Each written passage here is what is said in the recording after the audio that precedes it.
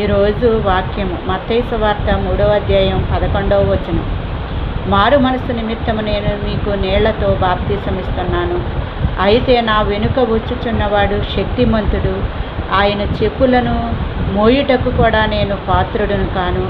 ఆయన పరిశుద్ధాత్మతోనూ అగ్నితోనూ మీకు బాప్తిసమిచ్చునని మరి యోహాను గారు సాక్ష్యం ఇస్తున్నారండి. యేసు ప్రభువును గురించి, ఆయన మార్గమును సరళము చేయుటకు, ఆయనను గురించి ప్రకటించుటకు యోదయ అరణ్యములో ఆయన మరి కేకలు విన్న, ఆయన శబ్దమును విన్న వారందరూ యోర్దాను యువతల నుండి బయలుదేరి వెళ్ళి మరి ఆయన బోధలు విని ఒకే రోజు 3,000 మంది మరి బాప్తిసం పొందారు. అంటే యోహాను గారు నీళ్లతో ఇస్తున్నాను, కానీ నా వెనుక వచ్చుచున్న శక్తిమంతుడు అగ్నితోనూ పరిశుద్ధాత్మతో మీకు బాప్తిసం ఇచ్చును. ఆయన